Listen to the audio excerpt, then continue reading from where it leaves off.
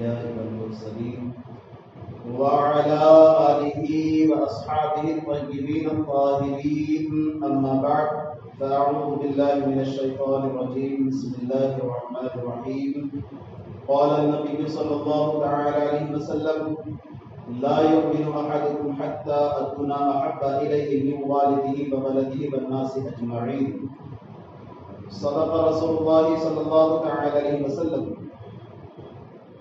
بعد توحید کے متوالوں، شمع رسالت کے پروانوں، قرآن حکیم کے فداکاروں، شہدائے ملت کے طلبگاروں، غوث و خواجہ و رضا کے دیوانوں، اولیاء امت کے چاہنے والوں، السلام علیکم ورحمۃ اللہ وبرکاتہ.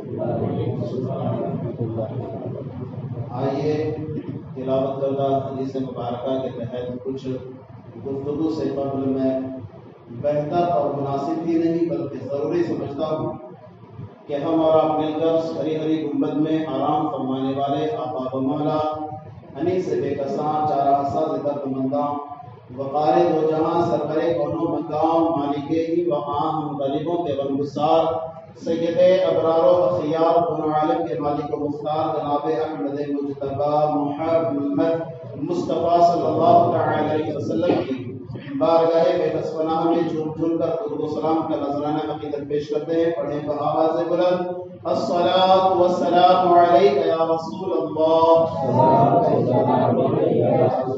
الصلاۃ والسلام علیک یا حبیب اللہ، الصلاۃ والسلام علیک یا نور اللہ، صلی اللہ تعالی علیہ وسلم. بڑے لطیف ہیں نازک سے گھر میں رہتے ہیں، بڑے لطیف ہیں نازک سے گھر میں رہتے ہیں، میرے حضور میری چشم تر میں رہتے ہیں. یہ واقعہ ہے کہ لباس بشر بھی دھوکا ہے، یہ واقعہ ہے کہ لباس بشر بھی دھوکا ہے، یہ معجزہ ہے کہ لباس بشر میں رہتے ہیں. یقین والے کہاں سے چلے کہاں پہنچے، یقین والے کہاں سے چلے کہاں پہنچے، جو اہل شک ہیں وہ اگر میں مگر میں رہتے ہیں.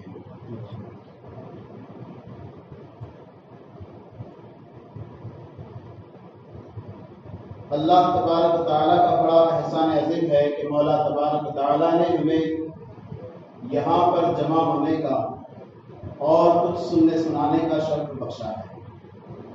آج ہمارے درمیان ایک شخصیت کی کمی محسوس ہو رہی ہے جو شہر بیدر کے ہیں لیکن وہ بیدر میں نہیں ہے. اسی وجہ سے ان کی کمی محسوس ہو رہی ہے اور میں تو ان کی کمی کو پورا نہیں کر سکتا. بس ابھی میں پچھلے مکتب ہوں، نہ مقرر ہوں نہ مولانا، صدا دل میں گنجی سنا دو حق کا فرمان. بس چھوٹی سی گفتگو کرنے کے لیے یہاں کھڑا ہوا ہوں. عنوان بہت بڑا رکھا گیا لیکن کما ہفتہ ہو اس عنوان پر گفتگو ایک محفل میں نہیں ہو سکتی اور میری تو کوئی حیثیت ہی نہیں ہے کہ میں اس عنوان پر جو ہے گفتگو کر سکوں. اللہ کا احسان ہے کہ اس نے مجھے ایسی خدمت کا موقع دیا ہے. آج ہم یہاں پر جمع ہوئے ہیں کچھ سیکھنے اور سکھانے کے لیے.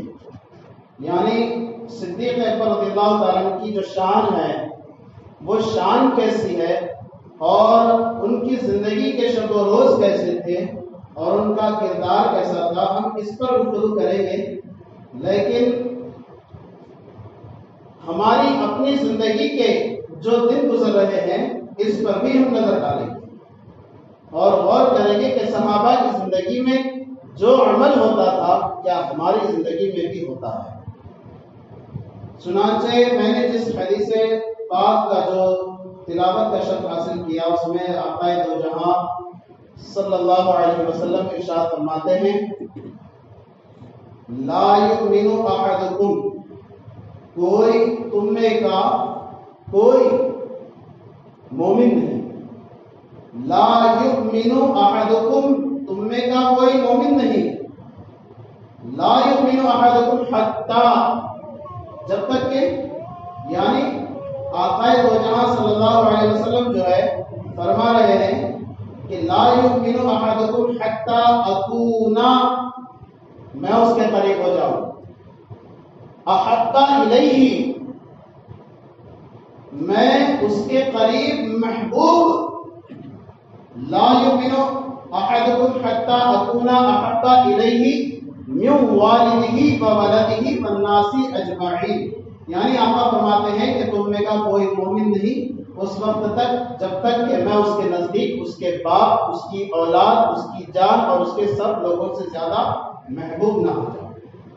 اب یہاں پر ہمیں اس میں ایک نقطہ ملتا ہے کہ ہمارا ایمان اس وقت تک پختہ ہے ہی نہیں جب تک کہ حضور کی محبت ہمارے اندر ایسا غلبہ پیدا نہ کر دے کہ ہم دنیا کی کسی بھی چیز کو رسول کی محبت پر ترجیح ہمیں ہرگز نہیں دیں گے۔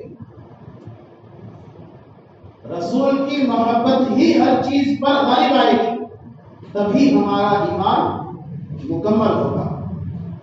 اور صدیق اکبر رضی اللہ تعالیٰ کی شان تو یہ ہے کہ انہوں نے رسول اعظم صلی اللہ علیہ وسلم پر اپنا تن من سب فدا کر دیا، جان مال جو کچھ تھا سب کچھ حضور پر فدا کر دیا۔ آپ نے بارہا سنا ہوگا، لیکن آج میں اس گفتگو کو واپس آپ کے سامنے جو ہے لانا چاہوں گا کہ ہماری نظر کیسی ہے اور ہماری سوچ کیسی ہے کہ ہمارا جو کردار ہے وہ کیسا ہے، صحابہ کا کیسا تھا اور ہمارا کیا ہے۔ صحابہ میں جو ہے آج ہمارے درمیان میں آپ دیکھتے ہوں گے کہ ہم کسی نہ کسی جگہ پر کوئی نہ کوئی چیز کے جو ہے مد مقابل میں اپنے آپ کو بڑا کرنے کی سوچ رکھتے ہیں، ہمیں اپنے آپ کو آگے بڑھانے کی جو ہے نا سوچ لگی رہتی ہے۔ تو اسی طرح صحابہ میں بھی یہ سوچ تھی کہ وہ ہر وقت نبی کی بارگاہ میں ہم آگے رہیں۔ صدیق اکبر رضی اللہ تعالیٰ وہ حضور سے بے پناہ محبت فرماتے تھے، حضور سے اتنی محبت فرماتے تھے کہ صبح سب سے پہلے حضور سے کوئی شخص ملاقات کرتا تو وہ صدیق اکبر رضی اللہ تعالیٰ، اور شام ہوتی تو حضور صلی اللہ علیہ وسلم کے دربار سے جو شخص سب سے آخر میں نکلتا وہ صدیق اکبر رضی اللہ تعالیٰ۔ اور آج ہم صدیق اکبر رضی اللہ تعالیٰ کا تذکرہ کیوں کر رہے ہیں؟ تو ماہ جمادی الاخری کی 22 تاریخ کو صدیق اکبر رضی اللہ تعالیٰ کا یوم وصال ہے، اور ہم اسی یوم وصال کے ضمن میں آج صدیق اکبر رضی اللہ تعالیٰ کا تذکرہ کرنے یہاں جمع ہوئے ہیں۔ صدیق اکبر رضی اللہ تعالیٰ جو ہے حضور صلی اللہ علیہ وسلم کے ہم نے بارہا سنا ہے کہ خلیفہ اول ہے، اور ہمیں یاد بھی ہے خلیفہ اول سیدنا صدیق اکبر رضی اللہ تعالیٰ بھی ہیں۔ صدیق اکبر رضی اللہ تعالیٰ کو خلیفہ جو ہے حضور صلی اللہ علیہ وسلم نے اسی وقت جو ہے متعین فرما لیا تھا جس وقت حضور صلی اللہ علیہ وسلم کی موجودگی میں حضرت سیدنا صدیق اکبر رضی اللہ تعالیٰ نے امامت فرمائی تھی۔ حضور صلی اللہ علیہ وسلم کی طبیعت ناساز تھی، جس کے باعث صدیق اکبر رضی اللہ تعالیٰ کو جو ہے نماز پڑھانے کا موقع ملا، اور اسی کو مد نظر رکھتے ہوئے سارے صحابہ نے آپس میں متفقہ فیصلہ لیا کہ اب حضور صلی اللہ علیہ وسلم کے اس ظاہری دنیا سے چلے جانے کے بعد، پردہ فرمانے کے بعد جو ہے جو خلیفۃ المسلمین ہوگا وہ صدیق اکبر ہوگا، اس لیے کہ صدیق اکبر جو ہے حضور کی موجودگی میں امامت کے لائق تھے، تو پھر حضور کی جو ہے اس زمین کے اوپر غیر موجودگی میں بھی صدیق اکبر خلیفہ اول جو ہے مانے جائیں گے۔ اور آج ہم جو ہے کچھ لوگ ہیں جنہیں صدیق اکبر کی خلافت اولیٰ جو ہے برداشت نہیں ہوتی ہے، لیکن انہیں سوچنا چاہیے کہ جمعہ کے خطبے میں جو ہے خلفائے راشدین کا جب نام آتا ہے تو اس میں بعد الانبیاء کی تحقیق کہا جاتا ہے، یعنی تحقیق کے ساتھ انبیاء کے بعد الانبیاء، انبیاء کے بعد بالتحقیق، تحقیق سے صدیق اکبر رضی اللہ تعالیٰ جو ہے سب سے افضل ہے۔ تو ہمیں اب یہاں پر جو ہے صدیق اکبر رضی اللہ تعالیٰ کی زندگی پر روشنی ڈالنا ہے، اور ان کی زندگی کے حالات جو ہے دیکھنا ہے کہ ان کے شب و روز کیسے گزرتے تھے اور ہمارے کیسے ہیں، ان کا جذبہ کیسا تھا اور ہمارا جذبہ کیسا ہے۔ ان کا حضور سے عشق کیسا تھا اور ہمارا حضور سے عشق کیسا ہے، ان کا اسلام سے لگاؤ کیسا تھا اور ہمارا اسلام سے لگاؤ کیسا ہے، اس پر ہم گفتگو کریں گے۔ حضور صلی اللہ علیہ وسلم کے خلیفہ اول سیدنا صدیق اکبر رضی اللہ عنہ جو ہے ایک مرتبہ حضور رحمت عالم صلی اللہ علیہ وسلم کے گھر کی دہلیز پر جو ہے آ گئے رات کے وقت۔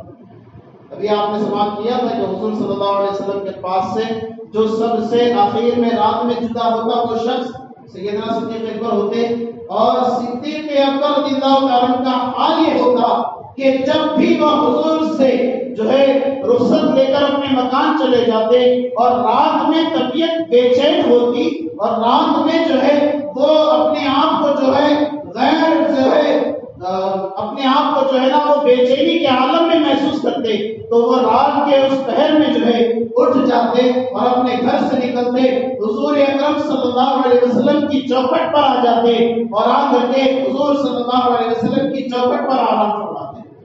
ایک رات جو ہے بے چین ہو گئے اور رات میں تو حضور سے ملاقات کر کے ہی گئے تھے، لیکن گھر میں بے چینی کا عالم جو ہے چھا گیا۔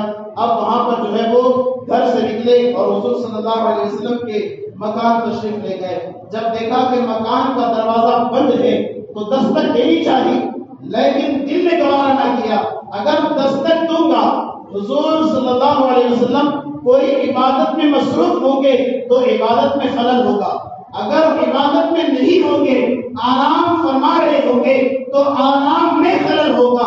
یہ سوچ کر سیدنا صدیق اکبر رضی اللہ تعالیٰ عنہ نے چوکھٹ پر جو ہے آرام کر لیا، دستک نہ دی بلکہ جو ہے چوکھٹ پر اپنا رخسار رکھا اور پھر جو ہے آرام کرنے لگے۔ جب فجر کا وقت قریب آیا حضور اکرم صلی اللہ علیہ وسلم اپنا دروازہ کھولا اور جب باہر نکلنے آئے تو دیکھا کہ چوکھٹ پر صدیق اکبر رضی اللہ تعالیٰ جو ہے آرام فرما ہے۔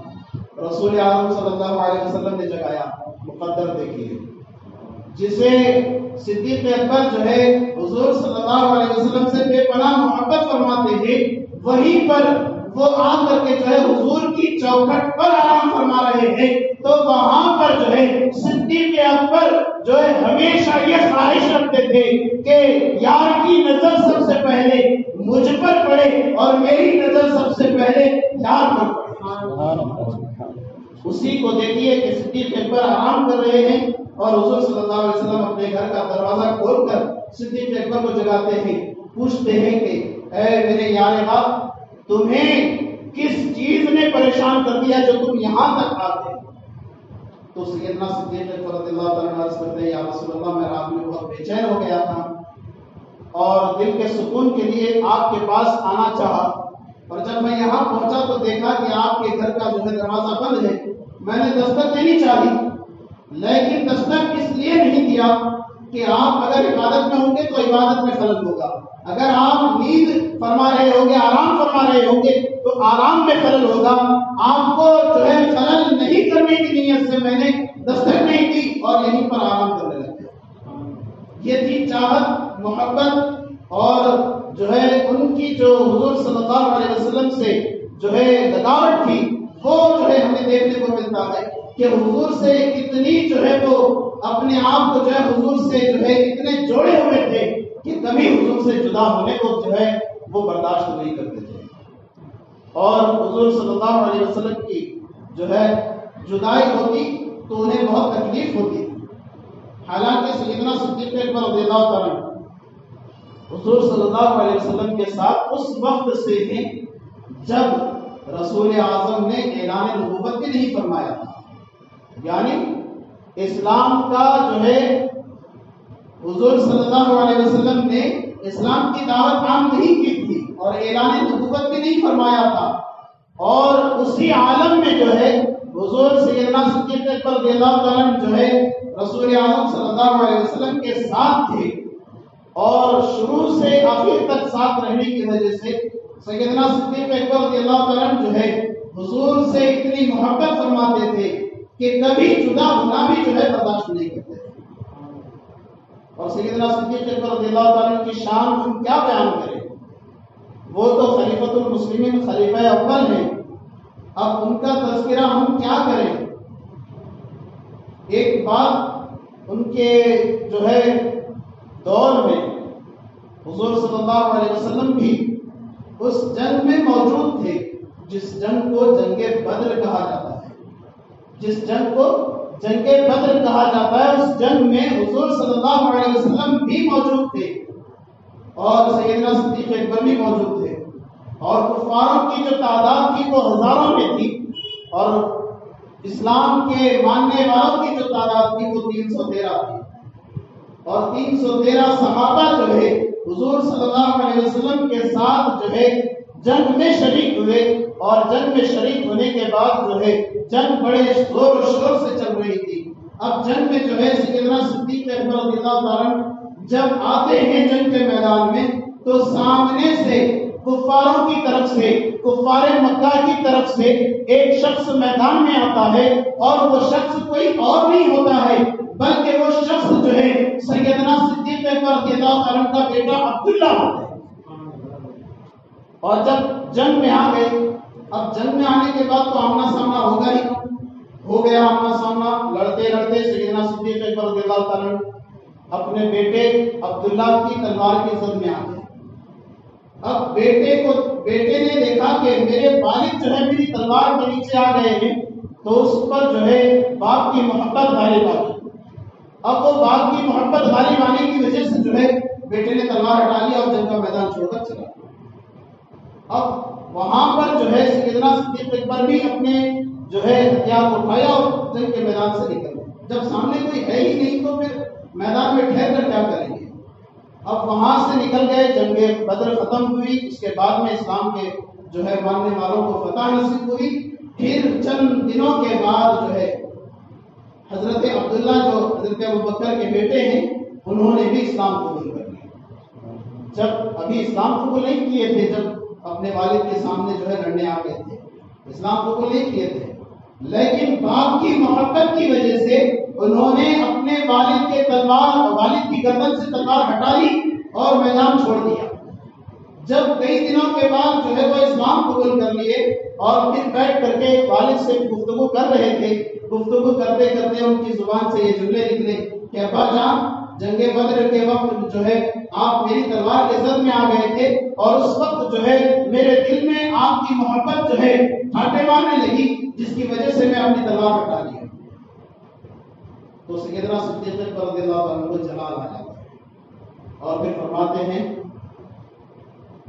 کہ اے میرے بیٹے عبداللہ, اس وقت میں تیری تلوار کی زد میں آیا تھا, تو چاہتا تو قتل کر سکتا تھا, لیکن تو نے اپنے باپ کی محبت کی وجہ سے مجھے قتل نہیں کیا.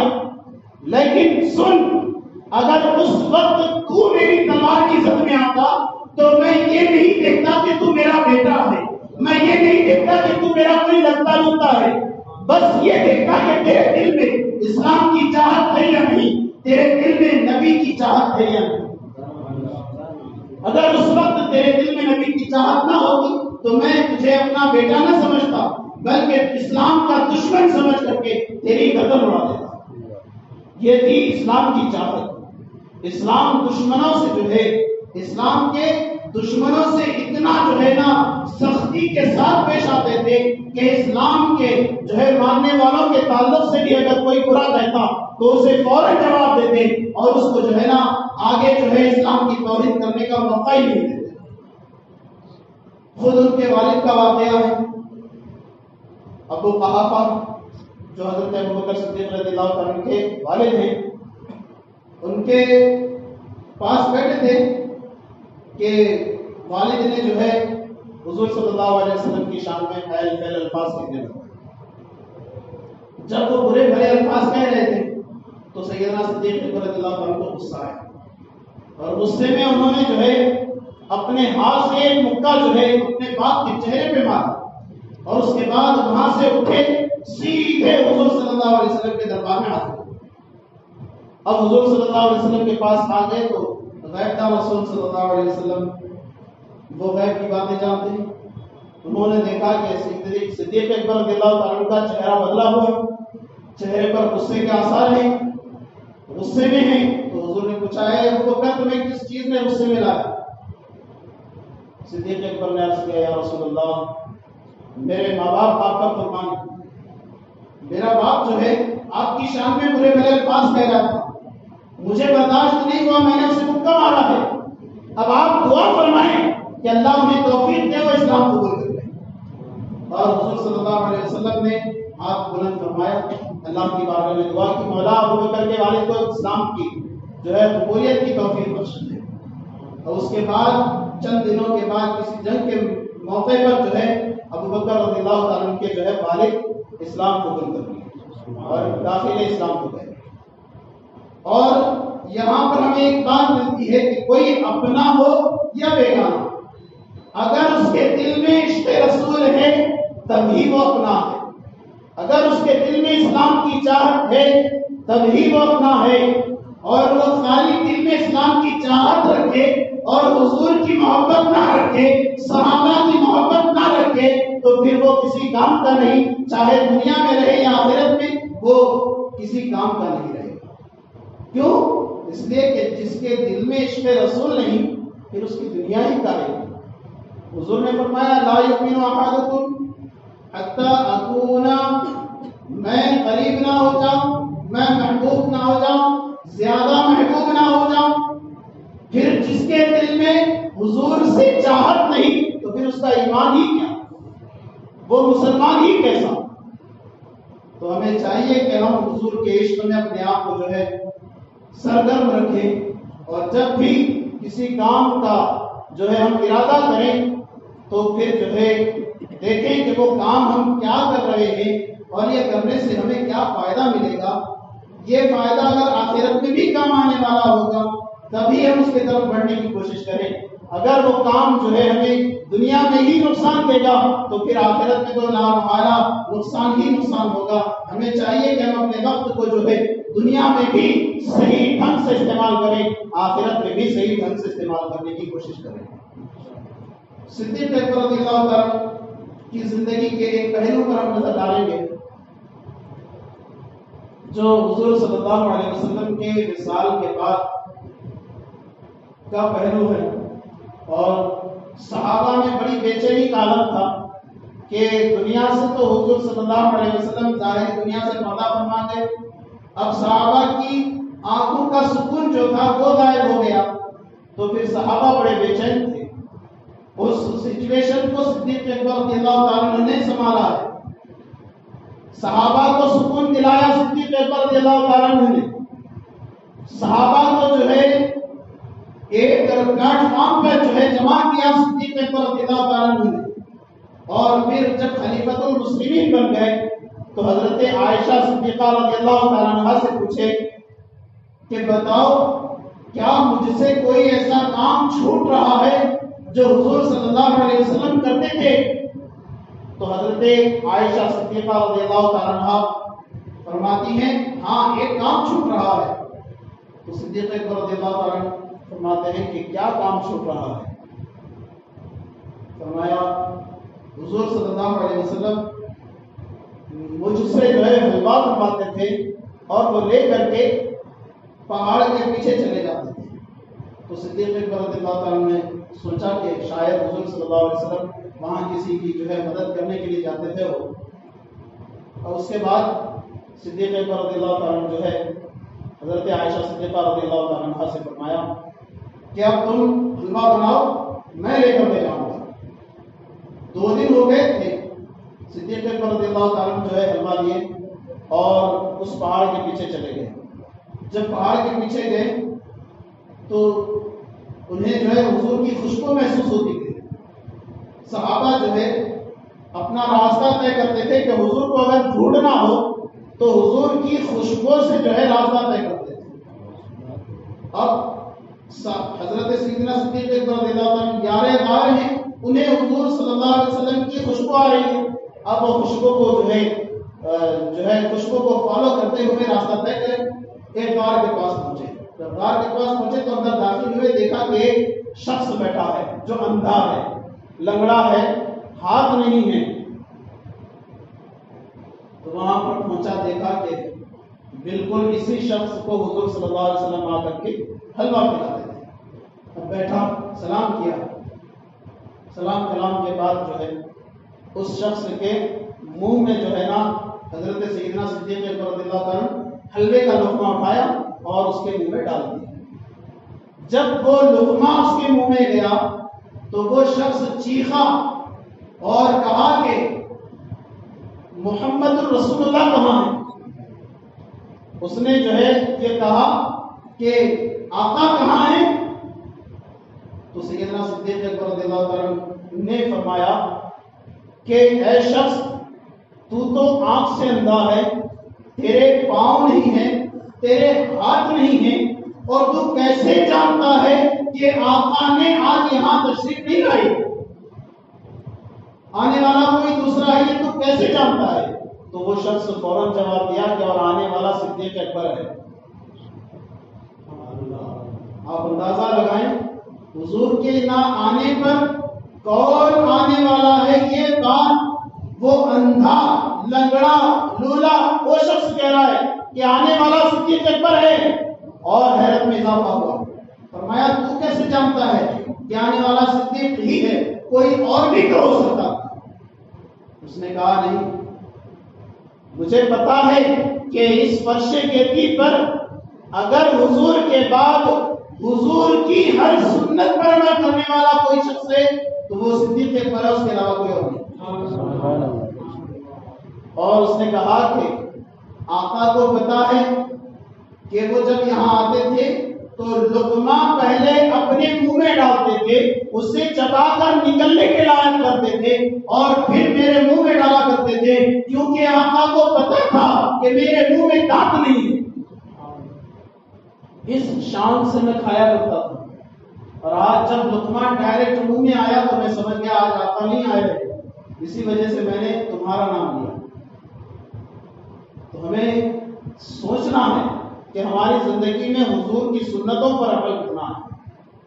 صحابہ جو ہے ڈھونڈ ڈھونڈ کر سنتوں پر عمل کیا کرتے تھے. جس صحابی کو جو سنت یاد تھی وہ ہر سنت پر عمل کر لیا کرتے تھے اور حضور کی ہر سنت پر عمل کر کے جو ہے اپنی زندگی کو بسر کیا کرتے تھے. لیکن آج ہم ہیں کہ ہم حضور کی سنتوں کو پسے پشت ڈالے ہوئے ہیں. ہم حضور کی سنت کو کیا اپنے اوپر جو فرض ہیں، جو فرائض ہیں، اس کو بھی برابر سے انجام نہیں دے رہے. ہم جو ہے اتنے کاہل ہو گئے ہیں، اتنے سست ہو گئے ہیں کہ ہم سے جو ہے وہ فرائض بھی ادا نہیں ہوتے ہیں جن فرائض کو رسول اعظم صلی اللہ علیہ وسلم کو اللہ تعالیٰ نے عرش پر بلا کر کے دیا. ہمیں ایسا تحفہ شب معراج میں نصیب ہوا کہ حضور صلی اللہ علیہ وسلم معراج پر تشریف لے گئے، عرش اعظم پر گئے، اللہ سے ہم کلام ہوئے، اللہ کے سامنے موجود ہوئے. وہاں پر جو ہے اللہ نے تحفہ دیا نماز کا اور نماز فرض فرمائی. تو ہمیں جو ہے نماز پڑھنے کا وقت نہیں ہے تو پھر کہاں ہم صحابہ کی طرح سنتیں ڈھونڈ کر عمل کریں. ہمیں تو جو ہے نماز پنجگانہ کی فرصت نہیں ملتی ہے تو پھر صحابہ کی طرح ہم سنتیں کیا ڈھونڈ کر عمل کریں. ایک اور سنت ہے سیدنا صدیق اکبر رضی اللہ عنہ کے تعلق سے کہ کچھ صحابہ کے ساتھ مل کر کے جو ہے راستے سے سفر کر رہے تھے اور درخت کے نیچے سے گزر گئے. جب گزر گئے تو آگے جانے کے بعد پلٹ کر واپس آئے اور اسی درخت کے نیچے سے دوبارہ گزرے. لوگ جو ہے کھڑے ہو گئے اور دیکھا کہ یہ کیا کر رہے ہیں، خلیفۃ المسلمین ہیں اور درخت کے جو ہے پیچھے جا رہے ہیں اور واپس آ رہے ہیں، یہ کیا کر رہے ہیں. تجسس تھا.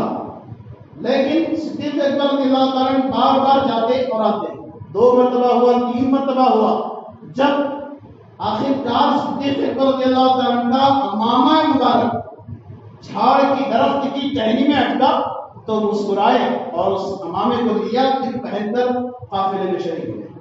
تو سارے ساتھیوں نے پوچھا کہ خلیفۃ المسلمین، امیر المومنین، بات کیا ہے؟ آپ جو ہے بار بار درخت کے نیچے سے گئے آئے تو آپ کا جب امامہ اٹکا تو مسکرائے، پھر لے کر کے پہن لیا، اس کے بعد جو ہے آگے آ گئے. تو سیدنا صدیق اکبر رضی اللہ عنہ فرماتے ہیں کہ بات دراصل یہ ہے کہ میں ایک مرتبہ حضور صلی اللہ علیہ وسلم کے ساتھ اسی مقام سے گزر رہا تھا. میں نے دیکھا کہ حضور صلی اللہ علیہ وسلم کا امامہ مبارک جو ہے اسی درخت کی اسی ٹہنی میں اٹکا تھا اور حضور صلی اللہ علیہ وسلم اس امامے کو مسکرا کر نکالا اور پہن کر آگے چل دیے. میں اسی سنت کو ادا کرنے کے لیے بار بار چکر لگا. آپ اندازہ کریں صحابہ کا جو ہے نا کیسا معمول تھا، ان کی زندگی کے شب و روز کیسے گزرتے تھے. ان کی زندگی کا کوئی لمحہ ایسا نہیں گزرتا تھا کہ جس میں حضور صلی اللہ علیہ وسلم کی پیروی نہ کی جاتی. حضور سے پیروی کرنے میں صحابہ کی مثال صحابہ ہیں. ہم تو صحابہ کے قدموں کے پھول کی برابر نہیں. صحابہ کی شان بہت اعلیٰ ہے. ہم تو صحابہ کے بعد جو تابعین ہیں، جو تبع تابعین ہیں، جو صالحین ہیں، سلف صالحین ہیں، جو اولیاء ہیں، جو آج کے دور کے اولیاء ہیں، ہم ان کے قدموں کی بھول بھی نہیں. ہمیں جو ہے اسلاف کے طریقے کو اپنانا ہے. جو ہمارے اولیاء کرام نے ہم تک درس پہنچایا ہے، جو قرآن پاک کے ذریعے ہم تک جو ہے تعلیم پہنچائی گئی ہے اسلام کی، اس پر عمل کرنا ہے اور اسلام کی تعلیم پر عمل کرتے ہوئے اپنی زندگی کے شب و روز کو گزارنا ہے. حضور رحمت عالم صلی اللہ علیہ وسلم کے صحابہ جو جس جگہ پر حضور صلی اللہ علیہ وسلم کا فرمان ملتا اسی وقت اس پر عمل کیا جاتا. سیدنا صدیق اکبر رضی اللہ تعالیٰ کے تعلق سے ہم نے بارہا سنا ہے کہ حضرت بلال حبشی کو انہوں نے جو ہے مال دے کر کے جو ہے آزاد کرایا. غلام تھے اور جب حضور پر فدا ہو گئے، حضور کو دیکھا تو حضور پر فدا ہو گئے، اسلام کی جو ہے دعوت کو اپنا لیا، کلمہ پڑھ لیا. اس کے بعد جو ہے اپنے جو ہے مالک کے پاس پہنچے تو انہیں پتا چلا، جب اس کے مالک کو پتا چلا کہ حضرت بلال نے جو ہے اسلام قبول کیا ہے تو اس نے اپنے غلام کو مارنا شروع کیا.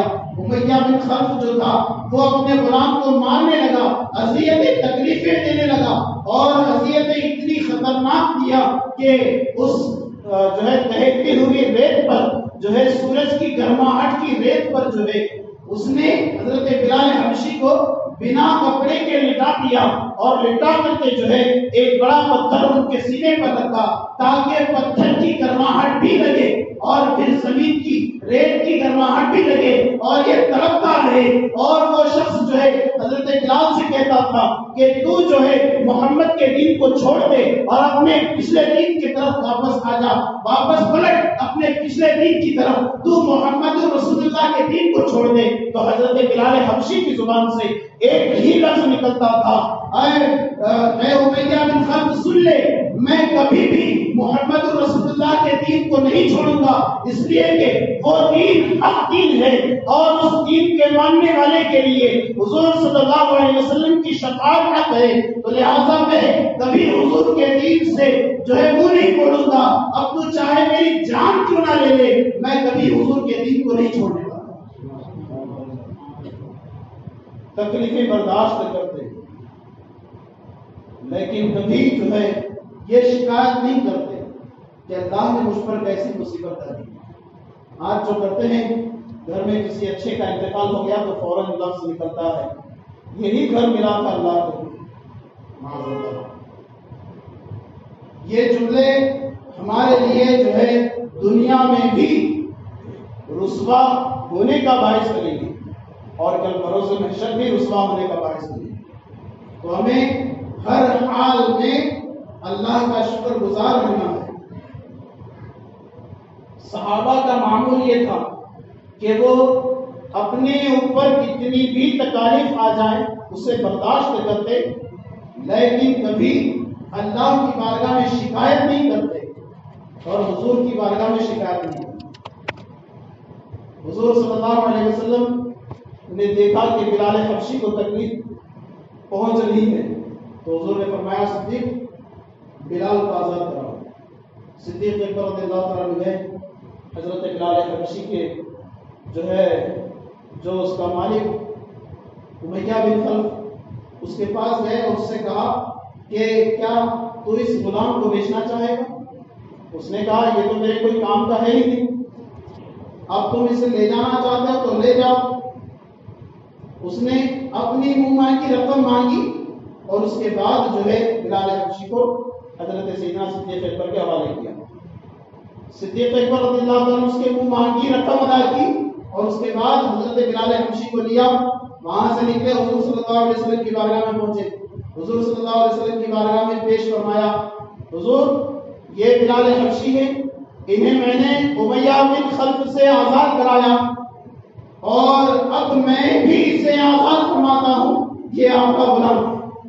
حضور صلی اللہ علیہ وسلم نے فرمایا کہ اے ابو بکر میرا بھی کچھ حصہ لے لیتے اس غلام کو آزاد کرانے میں۔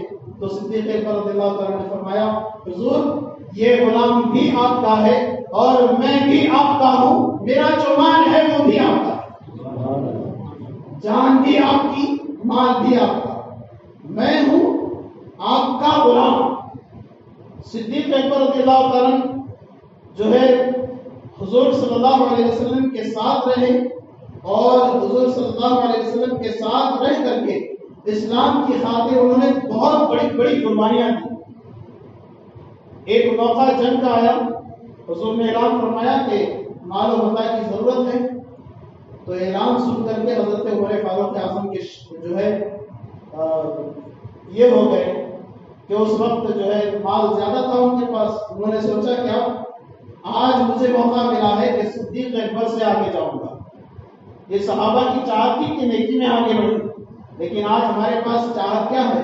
میں اس سے آگے بڑھوں، میں اس سے آگے بڑھوں، لیکن عبادت میں آگے بڑھنے کی چاہت نہیں ہے۔ عبادت کرنے والوں کی عبادت میں خلل ڈالنے کی چاہت ہے، لیکن عبادت میں آگے بڑھنے کی چاہت نہیں۔ صدیق اکبر رضی اللہ عنہ سے آگے بڑھنے کی چاہت، حضرت عمر فاروق اعظم گھر گئے اور اپنے گھر کے سارے مال و متاع کو جمع کیا، آدھا حصہ بنایا، آدھا حصہ گھر میں چھوڑا اور آدھا حصہ لے کر کے حضور صلی اللہ علیہ وسلم کے دربار میں حاضر ہو گئے۔ جب حاضر ہو کر پیش فرما دیا تو دل ہی دل میں سوچ رہے تھے کہ صدیق اکبر سے آگے بڑھ جاؤں گا، آج میں نے بہت سارا مال حضور صلی اللہ علیہ وسلم کی بارگاہ میں پیش کیا ہے، اب میں حضور کی بارگاہ میں صدیق اکبر سے آگے بڑھ جاؤں گا۔ تو لیکن جب دیکھا کہ صدیق اکبر آ رہے ہیں تو وہ اس حالت میں آ رہے ہیں کہ اپنے گھر کا سارا سامان اٹھائے ہوئے ہیں اور اپنے جسم پر ٹاٹ کا لباس پہنے ہوئے ہیں اور وہ سارے سامان کو لا کر کے حضور صلی اللہ علیہ وسلم کے قدموں میں رکھا اور فرمایا حضور یہ میری طرف سے جنگ کے لیے ہدیہ قبول فرمائے۔ تو حضور صلی اللہ علیہ وسلم نے فرمایا اے ابو بکر گھر میں کیا چھوڑا ہے؟ تو اس وقت سیدنا صدیق اکبر نے جو کہا تھا، شاعر نے کہا پروانے کو چراغ تو بلبل کو پھول بس، پروانے کو چراغ تو بلبل کو پھول بس، صدیق کے لیے خدا کا رسول بس۔ اور شعر میں کہنے والے بہت کچھ کہتے ہیں کہ صدیق کے لیے خدا کا رسول بس، لیکن شعر میں دراصل وہ یہ ہے کہ صدیق کے لیے خدا اور رسول بس۔ تو وہاں پر سیدنا عمر فاروق اعظم نے دیکھا کہ یہاں تو میں سوچ رہا تھا کہ آج میں سیدنا صدیق اکبر سے آگے نکل جاؤں گا، لیکن یہاں پر بھی مجھے صدیق اکبر نے پیچھے ہی چھوڑ دیا۔ صحابہ کی چاہت یہ تھی کہ ہر بار حضور کے فرامین پر عمل کرتے، نیکیوں میں آگے جانے کی کوشش کرتے، لیکن ہمارے اندر بہت زیادہ کاہلی بھر گئی ہے کہ ہم نیکیوں میں آگے جانے پر ترجیح نہیں دیتے ہیں، بلکہ ہم کس چیز پر ترجیح دیتے ہیں کہ دنیا کے متاع، دنیا کا مال جمع کرنے پر ترجیح ہے، دنیا کے بڑے بڑے بنگلے جمع کرنے کی ہماری چاہت ہے، لیکن آخرت میں کام آنے والے کام کرنے کی چاہت ہماری ختم ہوتی نظر آ رہی ہے۔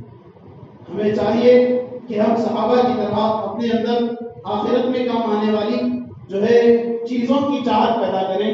اللہ تبارک و تعالیٰ نے جو ہمیں زندگی دی ہے اس کو غنیمت جانیں اور اس کا صحیح فائدہ اٹھانے کی کوشش کریں. جب تک دنیا میں رہیں گے اپنے نبی سے تعلق مضبوط رکھیں گے، اور جب اس دنیا سے جائیں گے تب بھی ہمارا تعلق نبی سے مضبوط ہوگا، اور وہ اس طرح سے ہوگا کہ ہمارا یقین ہونا چاہیے کہ جب ہم قبر میں جائیں گے تو وہاں پر جب آقا کا چہرہ دکھایا جائے گا تو ہم وہاں پر جو ہے فوراً نبی پر سلام پڑھیں گے. یہ ہمارا عقیدہ ہونا چاہیے، ہمارا یقین ہونا چاہیے.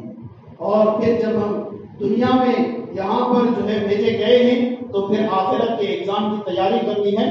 تو ہمیں چاہیے کہ ہم جب تک یہاں رہیں گے ایمان کی سلامتی کے لیے ہر وہ کام کریں گے جس کام سے جو ہے ہمارا ایمان سلامت رہے گا، اور ہر اس برے کام سے بچیں گے جس کام سے جو ہے ہمارے ایمان کو نقصان ہوگا. اللہ تبارک و تعالی ہمیں کہنے سننے سے زیادہ عمل کی توفیق عطا فرمائے، اور آئندہ بھی ہمیں پابندی کے ساتھ اجتماع کی جو ہے توفیق بخشے، اور اجتماع میں شرکت کر کے اپنے علم میں اضافہ کرنے کی توفیق بخشے.